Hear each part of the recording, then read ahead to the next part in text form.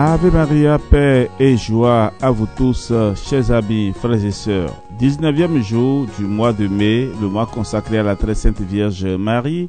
Nous allons développer aujourd'hui dans notre méditation le thème « Marie, notre modèle dans la souffrance ». Bienheureuse Mère de Dieu, prenons le chemin.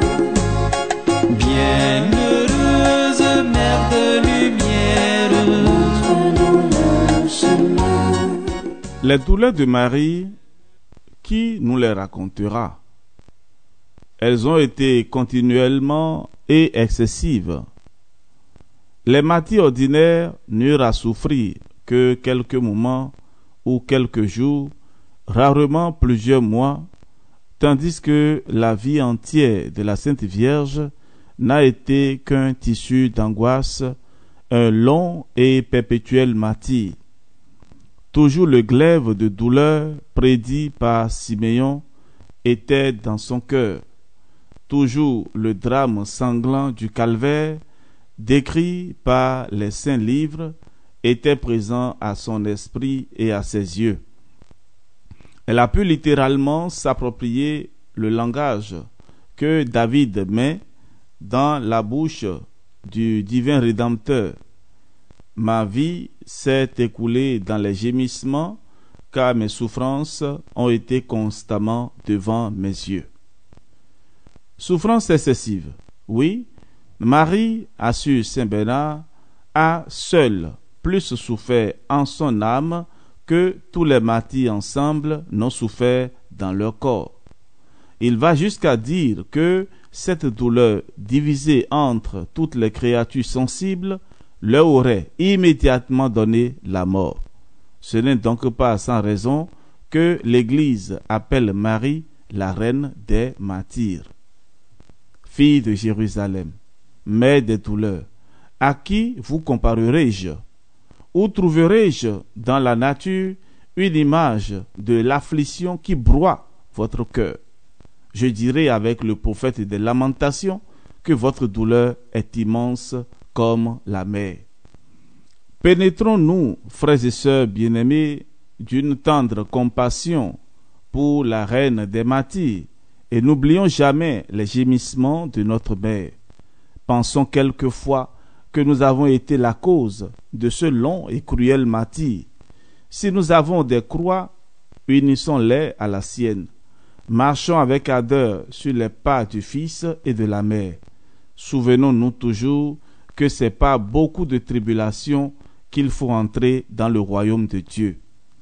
Qu'il est doux de souffrir, s'écrie Saint Bernard, quand il s'agit de mériter un bonheur éternel et d'éviter des supplices qui ne finiront jamais.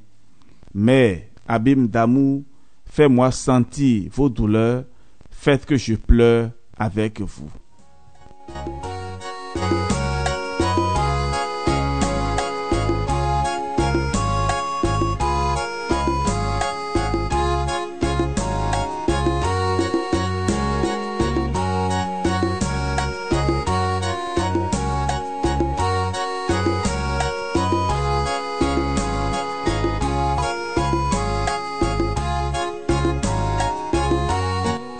Mais si la Sainte Vierge a été la plus éprouvée des martyrs, elle a été aussi la plus courageuse, la plus résignée. Soit qu'on lui prédise qu'un glaive acéré transpercera son âme, qu'on l'oblige d'exiler son enfant en Égypte durant 7 années, ou quelle est la douleur de le perdre pendant 3 jours à Jérusalem. Soit qu'elle assiste à la grande immolation du calvaire, jamais elle ne se plaint ou ne se décourage. Ni l'abîme de ses douleurs, ni le spectacle de la mort, ni la fureur des hommes, ni la rage des démons ne peuvent l'abattre. Heureuse de goûter avec Jésus le calice de ses humiliations et de le boire jusqu'à la lie. Elle se tient debout dans cette horrible tempête, debout au pied de la croix, comme un prêtre à l'autel. Stabat Mater. Oui, on la dirait insensible, tant elle est résignée. Sachant que le dessein de Dieu est que Jésus meure pour sauver le monde, elle entre de toute son âme dans le plan divin. Père céleste, dit-elle, prenez votre glaive, frappez la victime, déchirez mes entrailles, arrachez-moi le cœur en m'ôtant ce fils bien-aimé. Je m'y soumets pour votre gloire et le salut du monde. Quel sublime exemple de patience et de résignation. Cœur magnanime de Marie, que vous êtes grand. Et malheureusement, frères et sœurs, nous sommes loin de ressembler à un si parfait modèle. Une peine d'esprit, une affliction du cœur, la souffrance la plus légère suffisent pour nous abattre, provoquer nos plaintes et nos murmures. Ainsi, nous perdons tout le fruit de nos peines et de nos souffrances. Pourquoi donc tant de faiblesse? C'est que nous ne savons pas nous appuyer sur la croix de Jésus comme Marie. Stabat Justa Crucem. Si nous pensions plus souvent aux souffrances du divin crucifié, ce souvenir nous soutiendrait dans toutes nos épreuves, et au lieu de nous plaindre, nous dirons avec la bonne Vierge, Père, que votre volonté soit faite sur la terre comme au ciel.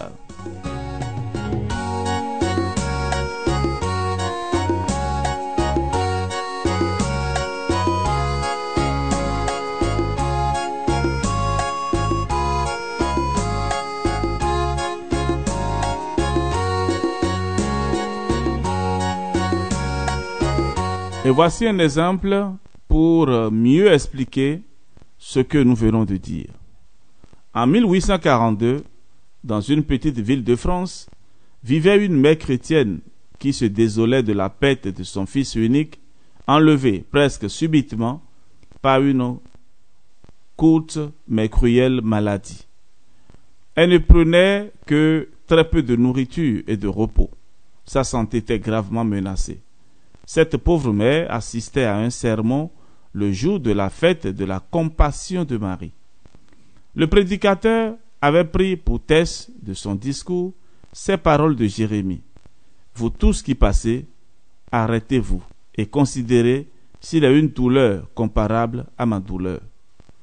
Après avoir parlé des souffrances de la Sainte Vierge, l'orateur, dans une pathétique allocution, s'adressa aux mères chrétiennes qui se trouvaient dans son auditoire. Nous citons: « Quelle est celle d'entre vous, s'écria-t-il, mère qui m'entendez, qui ose comparer sa douleur à la douleur de Marie? Et cependant, cette douleur de Marie est ferme, courageuse. Marie est debout au pied de la croix, Stabat. Vous toutes qui souffrez, qui pleurez, demeurez debout avec Marie au pied de la croix. Soyez fortes dans vos douleurs. » Fin de citation. Ces paroles que notre malheureuse mère s'appliqua à elle personnellement consolèrent son pauvre cœur.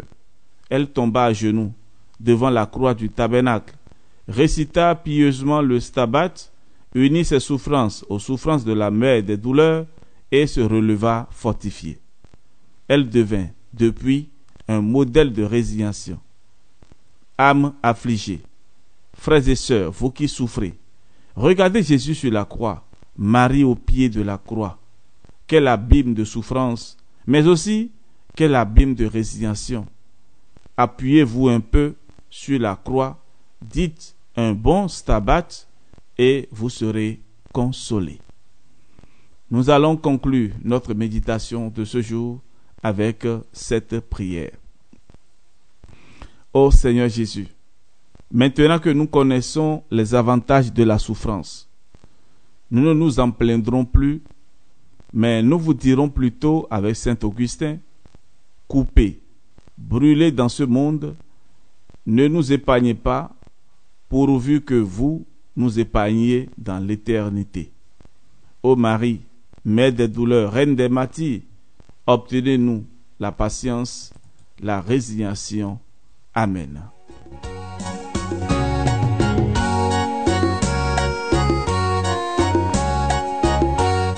Frères et sœurs, chers amis, ainsi s'achève encore aujourd'hui notre méditation. Nous reviendrons demain et nous allons parler de Marie, refuge des pécheurs. Que Dieu soit votre force et que la Vierge Marie notre consolation. Au nom du Père et du Fils et du Saint-Esprit. Amen. À demain pour la suite. Soyez bénis et soyez toujours dans la joie, même dans les souffrances. Bienheureuse Mère de Dieu, montre-nous le chemin.